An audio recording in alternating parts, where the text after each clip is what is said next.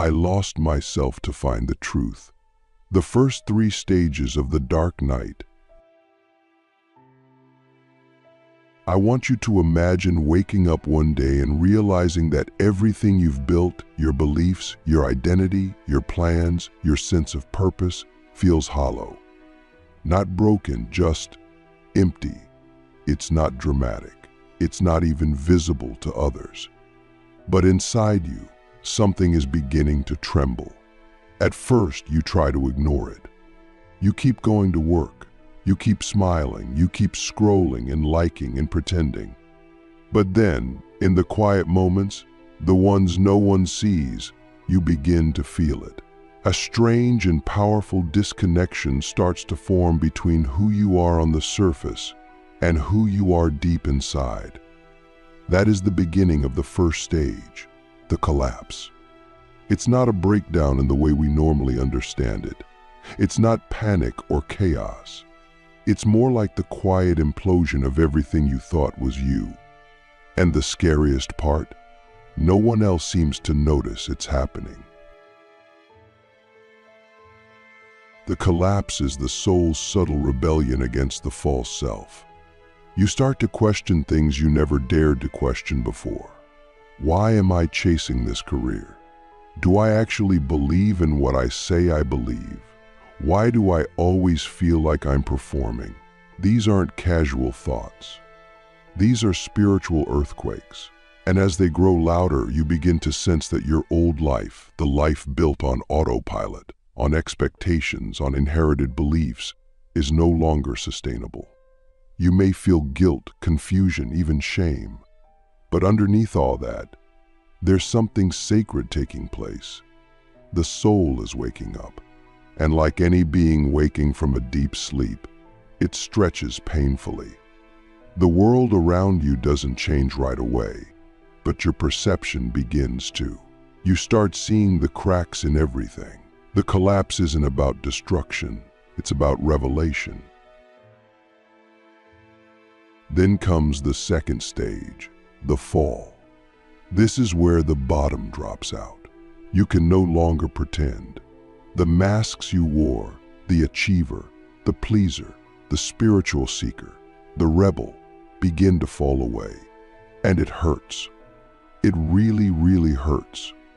Because those masks weren't just roles, they were your protection. When they fall, you feel naked in a way that's deeper than physical. You feel existentially exposed. You may experience depression, anxiety, or a profound sense of being lost. But what's really happening is that your soul is detaching from the illusion of control. It's terrifying. You feel like you're free falling through your own consciousness. But here's the truth. The fall is necessary. You have to fall to learn how to let go.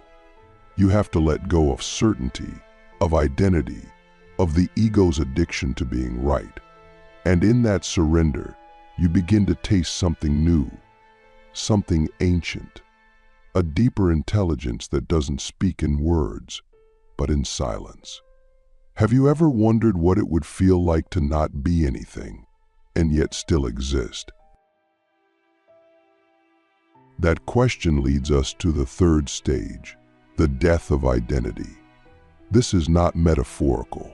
It's a real death, and it's brutal. You start to realize that who you thought you were, your name, your story, your personality, is a construct. You see how you've been editing yourself for others, shaping yourself to fit in, to be loved, to feel important. And now, none of it works. You don't know who you are anymore. And while part of you wants to rebuild, the deeper part of you knows this death is sacred. This is the ego's funeral.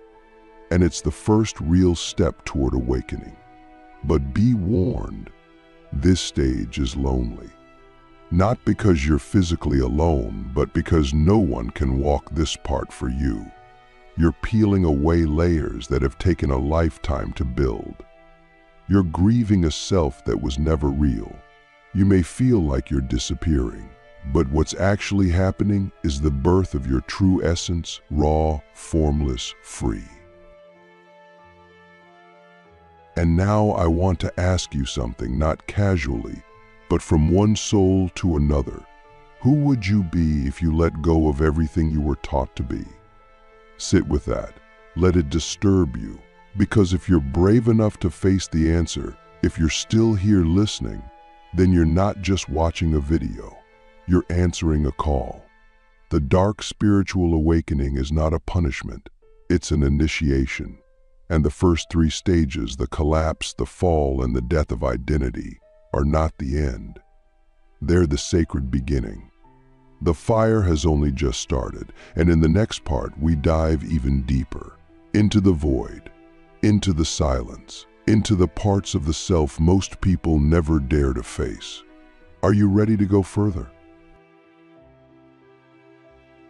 Through the void, embracing the silence that destroys and heals.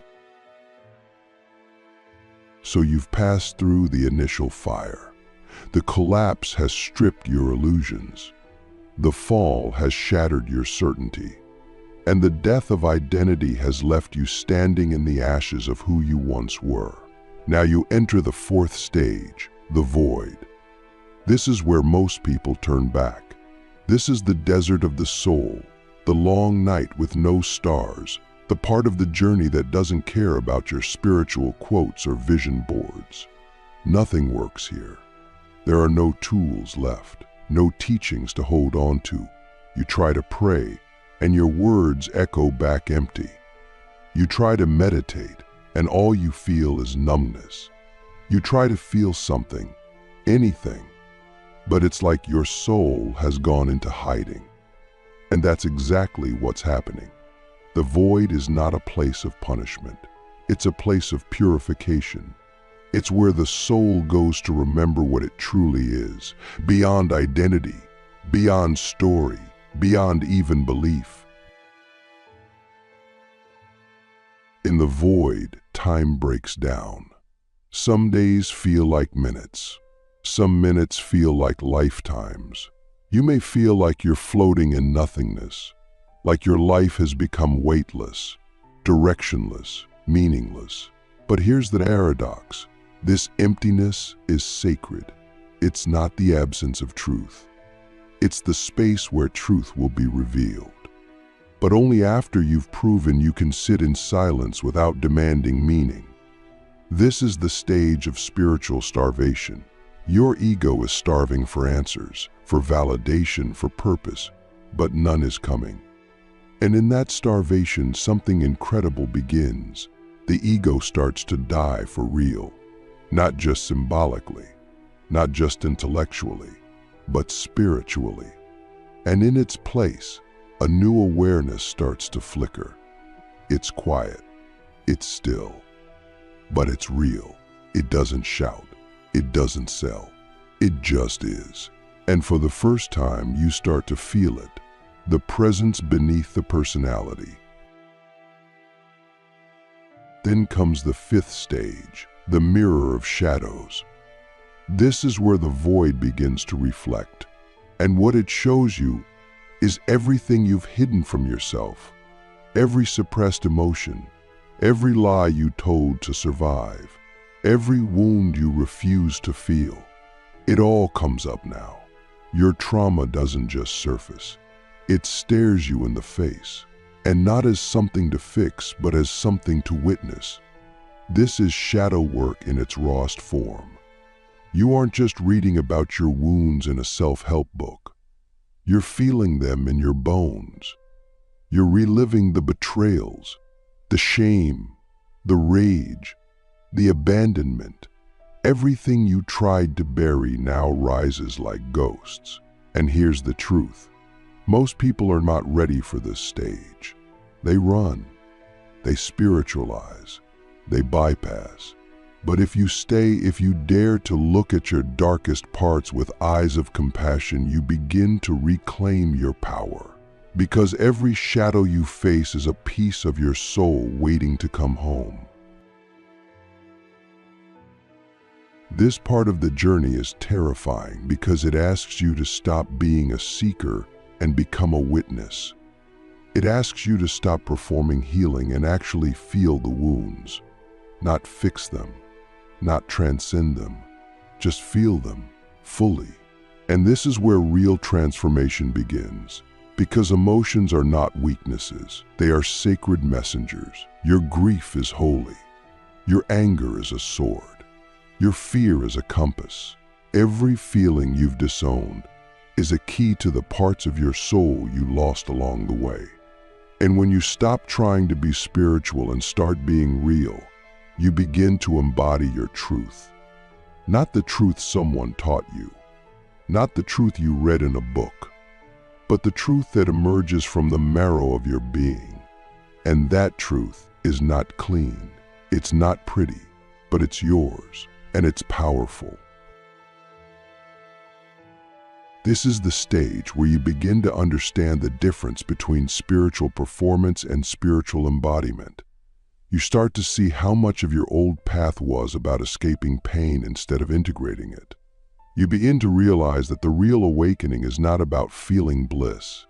It's about becoming whole. And wholeness includes the parts of you that cry at 2 a.m., the parts that doubt, the parts that once hated yourself, the parts that wanted to give up. You don't transcend those parts. You invite them in. You put a chair at the table for your pain. And in doing so, you become something the ego could never imagine: authentic, not perfect, not enlightened, but real. And in a world addicted to illusion, being real is the most radical act of all. And now I ask you a question that may shape the rest of your life. Can you love the parts of yourself you were taught to hate? Not fix them, not hide them, but love them fully, without condition. Because if you can, you unlock the door to the next stage.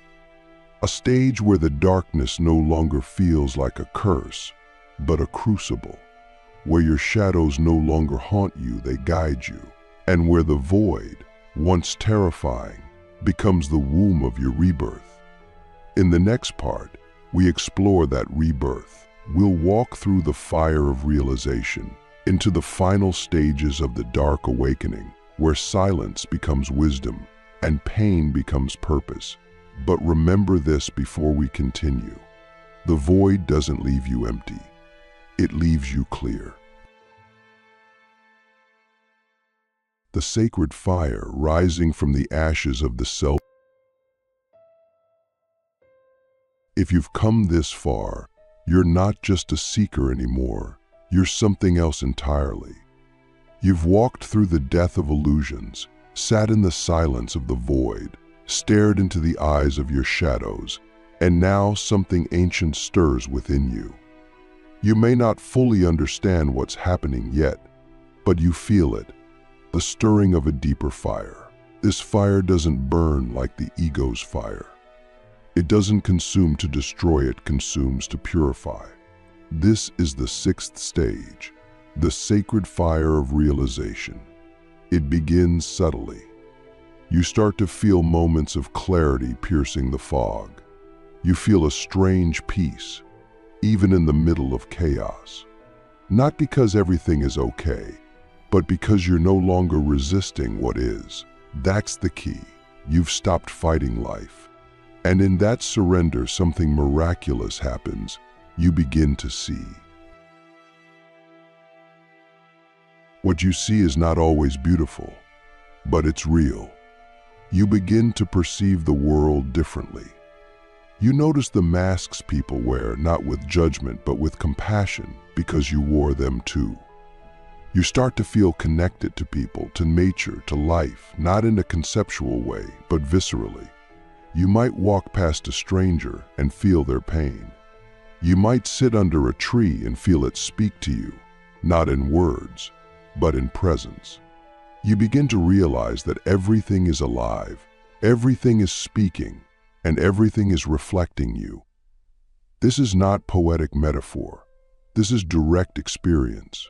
The sacred fire burns away separation. It shows you that everything you were searching for outside was always inside, and everything inside is mirrored outside. This realization isn't just enlightening, it's humbling, because now you can't lie to yourself anymore.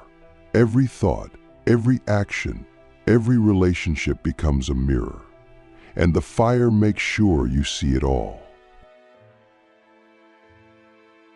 And this is where you begin to live differently, not because someone told you to, but because your old way of being is no longer possible.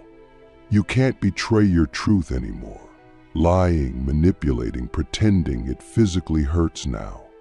Your soul has become too attuned to tolerate anything out of alignment, and so you begin to simplify.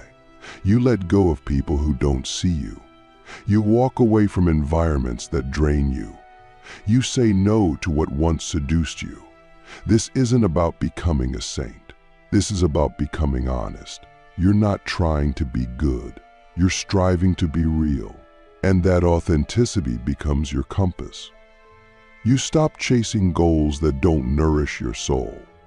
You stop trying to impress people who don't even know themselves. You begin to live from within. And this is the real beginning of spiritual power, not control, but coherence. The sacred fire doesn't just burn away what you're not, it ignites what you are. You start to feel a calling, not from outside, but from the very center of your being. It doesn't always come with clarity or words. Sometimes it's just a pull, a knowing, a gravitational force drawing you toward your purpose. You may not know what to do yet, but you can no longer pretend you don't feel it. And that brings us to the final stage, the return. This is the moment when you come back into the world, not as who you were, but as who you've become. And it's not a grand return. There's no parade, no announcement, just presence, quiet, rooted, and unwavering presence. You walk through the same world, but you're no longer of it. You're not above it either. You're in it, fully, but with new eyes, new breath, new depth. The return is the most misunderstood part of spiritual awakening. People think it's the end, but it's really the beginning. It's where the inner transformation meets outer expression. It's where you bring the wisdom of the void, the tenderness of your shadows, and the fire of your truth into your everyday life. You don't need to preach. You don't need to prove anything. You simply embody. You become the frequency of truth. And people feel it, even if they don't understand it. Some will be drawn to you. Others will be repelled. That's okay. You're not here to be liked. You're here to shine. And that light, your light, will activate others, not by force, but by resonance. You begin to realize that the purpose of the dark awakening was never to escape the world. It was to prepare you to serve it, not as a savior, but as a mirror, a reminder, a living example of what's possible when someone has the courage to die to who they were in order to become who they are. You don't need to convince anyone. Your presence does the speaking. Your integrity becomes your message. Your joy, yes, joy, becomes sacred again. Because now it's not performative. It's not a mask. It's a byproduct of being aligned. You can laugh again. You can cry without shame. You can say, I don't know, and feel no less whole. That is freedom. And so the cycle completes. Not in a perfect circle, but in a spiral. Because awakening is not linear. You'll revisit the void. You'll meet new shadows. You'll burn again. But now you don't fear it. Because you know what's on the other side. You know that every death is a doorway. Every silence is a teaching. Every pain is a portal. And this knowing changes you forever. You become unshakable, not because nothing affects you, but because everything deepens you. You don't avoid life anymore. You enter it fully, vulnerably, courageously. And that is what it means to be awake. I want to leave you with one final question, not to answer right now, but to carry with you like a seed. What would your life look like if you stopped trying to become someone and simply remembered who you already are? Don't just think about that. Feel it. Let it live in your chest. Let it rise in your breath. Because the truth is, the real awakening isn't about becoming enlightened. It's about becoming intimate with existence. Every part of it, the dark, the light, the fire, the silence, the self, all of it. And when you stop running from any of it, life stops running from you. It meets you fully, fiercely, freely. But what happens after the return? That's the question almost no one asks. We love stories that end with transformation, with the hero standing tall after the storm. But real spiritual awakening doesn't end. It integrates. And this is where the deepest work begins. You find yourself back in the world, surrounded by the ordinary, and yet you are now anything but ordinary. There's a strange discomfort in this space. You no longer fit into the systems, the conversations, the energies that once defined your world. You may find yourself in a room full of people and feel alone, not out of pain, but out of clarity. Because now you can see the unconscious patterns behind every word, every gesture. You feel the unspoken grief in others. You sense the masks they still wear. And you realize, not with arrogance, but with compassion, just how asleep the world really is. This clarity is a gift, but it's also a responsibility. Because now you're tasked with living in two worlds at once, the world of form, structure, society, and the world of essence, truth, and spirit.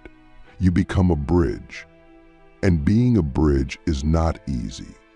It means being misunderstood. It means holding space for people's projections. It means loving without needing to be liked. And most of all, it means walking the talk when no one is watching. This is the spiritual warrior's path, not in the dramatic, mystical sense, but in the deeply human, grounded reality of daily life. Can you listen without judging? Can you speak truth without defending? Can you remain open when everything in you wants to close? These questions become your daily practice, not to perform, but to embody. Because real awakening is not proven by your words or your rituals. It's shown in your presence.